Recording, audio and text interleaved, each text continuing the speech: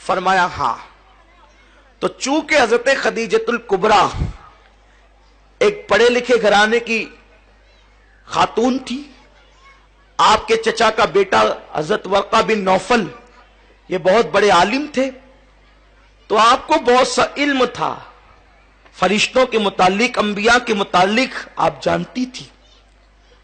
تو اس وقت حضرت خدیجۃ الکبریٰ نے کہا کہ آپ میرے کمرے میں آئیں. سرکار صلی اللہ علیہ وسلم نے ان کے کمرے میں قدم رکھا تو اماں خدیجہ نے پوچھا جو فرشتہ تم نے غار حرا میں دیکھا اور باہر کے کمرے میں دیکھا، کیا وہ میرے کمرے میں دکھ رہا ہے؟ آقا نے فرمایا ہاں وہ مجھے اب بھی نظر آ رہا ہے. حضرت خدیجۃ الکبریٰ نے اپنے سر سے دوپٹہ ہٹا دیا، اپنے بالوں کو کھلا کر دیا.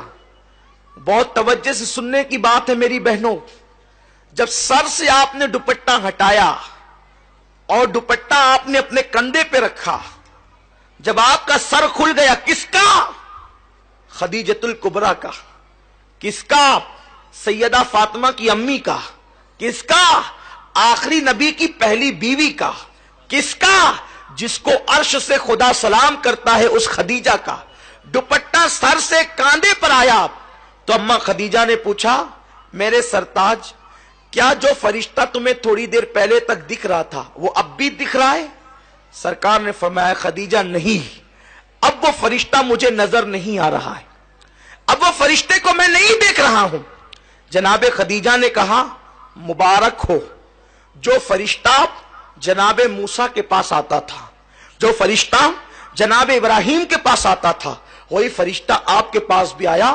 آپ کے پاس کوئی شیطان نہیں آیا. سرکار صلی اللہ علیہ وسلم سے انہوں نے یہ کیوں عرض کیا؟ کیونکہ خدیجہ کا یہ ماننا تھا کہ عورت کے سر پہ جب تک دوپٹہ رہتا ہے وہیں تک رحمت کا فرشتہ موجود رہتا ہے. جب عورت اپنے سر سے دوپٹہ ہٹا لے تو رحمت کا فرشتہ وہاں سے چلا جاتا ہے. اب آپ مجھے بتائیں، جب نبی کے گھر میں، سید الانبیاء کے گھر میں عورت کے سر سے دوپٹہ ہٹ جائے تو وہاں سے رحمت کے فرشتے چلے جاتے ہیں، تو ہمارے گھر میں عورتیں جو کھلے سر پھرتی ہے، کھلے سر کھانا پکاتی ہے، کھلے سر اللہ اکبر سارے کام انجام دیتی ہے، پھر رحمت کے فرشتے ہمارے گھر میں کیسے آئیں گے؟ جب نبی کے گھر سے سر سے دوپٹہ ہٹنے پر فرشتے چلے جاتے ہیں تو ہمارے گھر میں فرشتے کیسے آئیں گے؟ اور جب رحمت کے فرشتے آئیں گے نہیں تو اللہ کی رحمت کیسے آئے گی؟ پھر آپ رو رہی ہیں میرا شوہر اتنی محنت کرتا ہے کماتا ہے برکت نہیں ہوتی. برکت کیوں ہوگی؟ بے برکتی تو تیری وجہ سے ہے. تو نے سر کا دوپٹہ گلے میں لٹکایا تو اس وقت تیرے گھر میں برکت ہوگی کیسے؟ اور سن لو، آپ تعویذ کے انبار گھر میں لگا لو کبھی برکت نہیں ہو سکتی، کیونکہ نحوست تو تمہارے کھلے سر کی وجہ سے ہے. اور یہ میں نہیں کہہ رہا ہوں بلکہ صاحب روح البیان نے لکھا ہے. اگر یہ بات لکھی نہ ہوتی تو میرے اندر بیان کرنے کی ہمت نہ ہوتی. نبی کی موجودگی میں عورت کے سر سے دوپٹہ ہٹے تو وہاں سے رحمت کے فرشتے چلے جاتے ہیں. تمہیں پتا ہے اے خاتون جنت کی کنیزوں، جس وقت ابراہیم علیہ السلام کو آگ میں ڈالا جا رہا تھا، ابراہیم علیہ السلام کو آگ میں ڈالا جا رہا تھا، تو آگ میں ڈالنے کا طریقہ کیا تھا؟ انہوں نے منجنیق بنائی تھی. منجنیق آپ سمجھتی ہیں، جب پہلے دور میں قلعوں پہ حملے ہوتے تھے تو منجنیق کے ذریعے سے پتھر پھینکے جاتے تھے. انہوں نے منجنیق بنائی تھی. منجنیق وہ تھی کہ آگے پائپ رہتا تھا اور ایک رسہ رہتا تھا، رسہ کھینچ کر کے چھوڑتے تھے تو وہ جا کے پائپ کو لگتا تھا، اور پائپ کے اوپر جو پتھر ہوتا تھا وہ جا کر کے قلعوں کو لگتا تھا.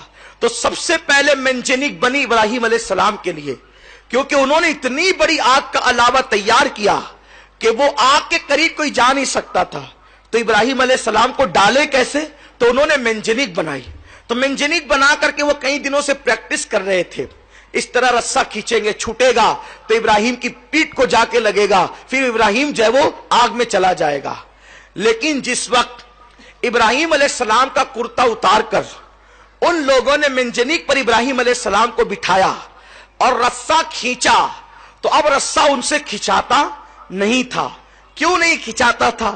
اس لیے کہ فرشتے رو کر کہتے اللہ تیرا ابراہیم تیرا نام لیوا، اب وہ آگ میں ڈال دیا جائے گا، ہم اس کی مدد کے لیے جانا چاہتے ہیں۔ تو فرشتے مدد کے لیے آ گئے، ادھر سے نمرود والے رسہ کھینچتے، ادھر سے فرشتے رسہ کھینچتے، تو فرشتوں کی طاقت کے سامنے نمرودی ناکام رہے، تو وہ رسہ کھینچ نہیں پا رہے تھے۔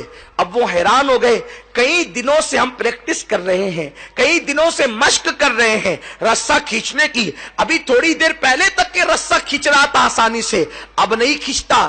اس وقت ایک بڈھا سر پہ کمبل ڈال کر آیا اور اس بڈھے نے کہا کہ رسہ کیوں نہیں کھینچتا؟ ان لوگوں نے کہا اے بزرگ پتہ نہیں کیوں نہیں کھینچتا۔ تو اس وقت اس بڈھے نے کہا ایک کام کرو، 10-12 عورتوں کو بلا کر کے لاؤ۔ 10-12 عورتیں بلا کر لائی گئی۔ اس وقت اس نے کہا، نمرودی اس عورتوں سے اس بڈھے نے کہا اپنے سر سے دوپٹہ ہٹا لو اور اپنے گلے میں لٹکا لو۔ تو ان لوگوں نے دوپٹہ جیسے ہی ہٹایا وہ رسہ کھینچ گیا۔ وہ رسہ کیوں کھینچا؟ اس لیے کہ جب عورت سر سے دوپٹہ ہٹا دیتی ہے تو رحمت کے فرشتے وہاں سے چلے جاتے ہیں۔ تو اب ابراہیم علیہ السلام کی مدد کے جو رحمت کے فرشتے آئے تھے وہ دوپٹہ سر سے ہٹنے کی وجہ سے چلے گئے، حالانکہ وہاں اللہ کا پیغمبر موجود ہے۔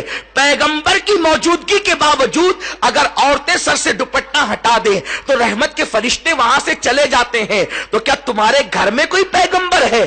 کوئی تمہارے گھر میں کوئی صحابی ہے؟ تمہارے گھر میں کوئی ولی ہے؟ نادانو تمہاری تکلیفوں کا علاج صرف تمہارے پردے میں ہے۔ پردے میں رہ کر دیکھو، پھر میرے اللہ کی قدرت دیکھنا، اس کے کرم کی بارشیں دیکھنا۔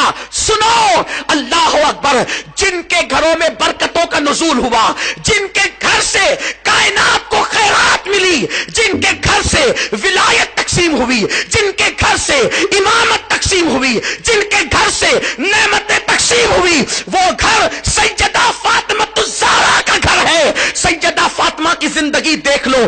امام حسن مجتبی سے کسی نے کہا حسن تیری ماں بڑی پاکیزہ تھی۔ امام حسن نے کہا تو نے سچ کہا، جس دن میری ماں کا وصال ہوا میں 6-7 سال کا بچہ تھا، اس کے باوجود بھی میں نے اپنی ماں کے سر کے بالوں کو کبھی نہیں دیکھا۔